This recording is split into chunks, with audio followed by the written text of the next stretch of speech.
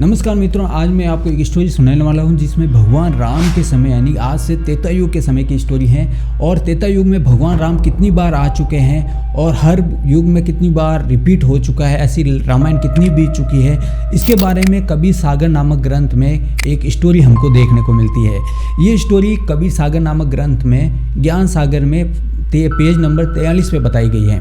और ये स्टोरी सुना रहे हैं कबीर साहब सुना रहे अपने शिष्य धर्मदास जी साहब। और ये जो ग्रंथ है ये कबीर साहब और धर्मदास जी साहब का वार्तालाप ही है कि जब अयोध्या में त्रेता युग के समय जब राम लंका से लौटते हैं, अयोध्या में लौटते हैं, तो एक राजमहल बनाने की तैयारी चलती है। जब राजमहल बनाने की तैयारी चल रही होती है तब नींव खुदाई का काम शुरू होता है। नींव खुदाई के समय उनको एक पत्थर मिलता है बड़ा सा, जिसके अंदर से दबदब की आवाज़ आती है, नीचे से खोखलापन महसूस होता है। तो वो उस पत्थर को हटाते हैं और अंदर से देखते हैं तो एक नीचे बड़े ऋषि बैठे हैं और ऋषि की हाइट लगभग 21 हाथ के लगभग होगी।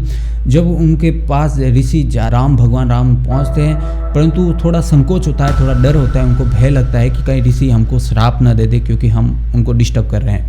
जब तक ऋषि अपनी समाधि तोड़ते हैं और तब वो भगवान राम उनको नमस्कार कर झुकते हैं, प्रणाम करते हुए बोलते हैं कि मेरा नाम राम है और मैं अवधपुरी से आया हूँ। और ऋषि को पूछते हैं कि आप यहाँ कब से तपस्या कर रहे हैं और कब बैठे हैं। तब उन्होंने बोलते हैं, भगवान जो ऋषि बैठे होते हैं वो बोलते हैं कि मेरा नाम लोमस ऋषि है और मैं कब से यहाँ तपस्या कर रहा हूँ, मेरे जन्म के बारे में आप जानना चाहते हैं तो सुनो जरा बड़ा ध्यान से सुनिएगा। वो बताते हैं कि 8 पहर का रात दिन होई उसे अहोरात्रि कहे सब कोई। जब 8 पहर बीत जाते हैं, 8 पहर का यानी कि सुबह और शाम, दिन और रात, जब 4 पहर की दिन होती है और 4 पहर का ही रात होता है, परंतु जब 4 पहर के दिन रात बीत जाते हैं तो उसे अहोरात्रि बोला जाता है। ऐसे अहोरात्रि को अहोरात्रि कहा जाता है। और ऐसे ही अहोरात्रि के 15 दिन बीतते हैं तब एक पखवाड़ा कहलाता है। और ऐसे ही 15 दिन का 2 पखवाड़े बीतते हैं तब उसे एक महीना बोलते हैं। जब 2 पखवाड़े बीत जाते हैं तो जो 1 महीना है वो पितरों के लिए 1 दिन के बराबर है। और जब पितरों के 1 दिन यानी कि 1 महीना, ऐसे ही 365 दिन महीने जब बीत जाते हैं तब समझिए कि देवताओं का केवल 1 दिन बनता है। और जब देवताओं के 1 दिन यानी कि ऐसे ही देवताओं के जब 12 साल बीतते हैं तब एक मनु, देवताओं के ऐसे 12 साल बीतते हैं तो उनको 1 दिन मानो। और उस 1 दिन को ऐसे 14,000 दिन बीत जाए या 14,000 साल बीत जाते हैं तब उसको आप 14,000 साल बीत जाते हैं तब मनु का 1 मनु अपने पद से हटते हैं। और ऐसे ही जब 7 मनु अपने पद से हटते हैं तब जाके केवल 1 मनु ऋषि हैं। जब 7 मनु हटते हैं अपने पद से तब जाके 1 इंद्र का पद हटता है। और जब 7 इंद्र अपने पद से हटते हैं तब 1 ब्रह्मा जी अपने पद से हटते हैं।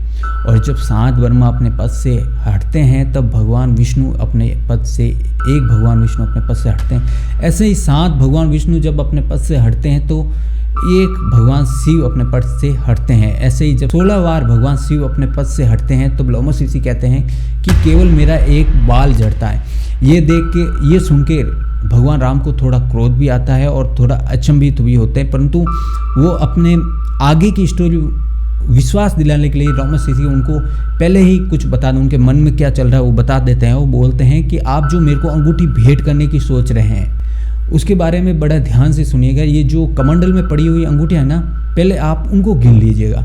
तो भगवान राम आश्चर्यचकित होकर देखते हैं और कहते हैं ठीक है गिन लेते हैं। पर भगवान राम उन अंगूठियों को गिनते हैं और उन अंगूठियों की गिनती कितनी होती है? 49 करोड़ यानी 49 करोड़ अंगूठियाँ होती है। तो 49 करोड़ बाल। फिर वो बोलते हैं कि हर बार 1 राम आते हैं, भगवान राम आपके जैसे आते हैं और 1 अंगूठी हमको देख के चले जाते हैं।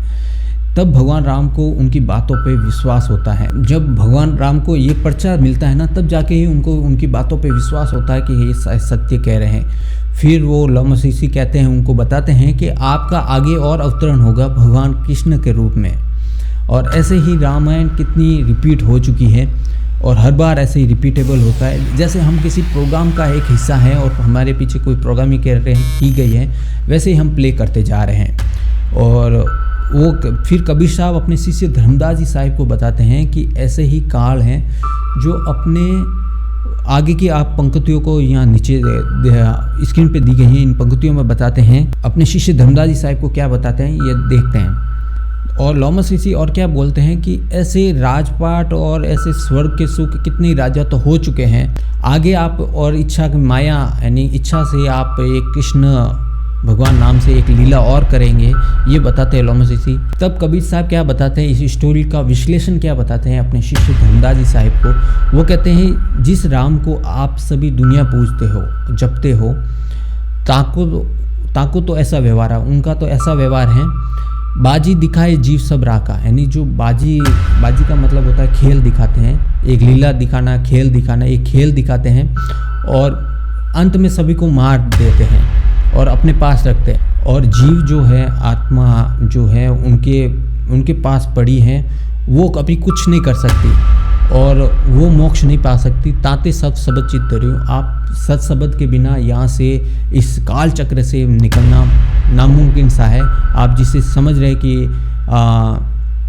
कि जहाँ पे जाने पे आपको मोक्ष मिल जाएगा, मुक्ति मिल जाएगी, परंतु ऐसा नहीं है।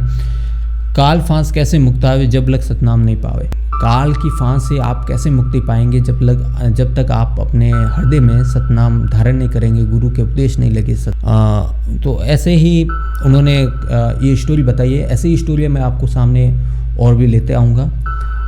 चैनल सुमिरन साहिब चैनल को आपने सब्सक्राइब नहीं कर, सब्सक्राइब करिए और प्रवचन, गुरुदेव के प्रवचन आप जरूर सुनिएगा, जिसमें उन्होंने कहीं ऐसी लीलाएं, स्टोरियाँ और काफ़ी ज्ञान बातें कही हैं कि हमको जो हमारा मनुष्य जन्म का मूल लक्ष्य है उसको कैसे प्राप्त किया जा सकता है और सरल तरीके से किया जा सकता है। कोई कठिन नहीं है, ज़्यादा कठिन भी नहीं है, उसको बस आपको अभ्यास करने की ज़रूरत है और उसको आप प्राप्त कर सकते हैं। अगले वीडियो में हम आपको फिर से मिलेंगे। बने रहिएगा आप हमारे साथ, देखते रहिए सुमिरन साहिब चैनल।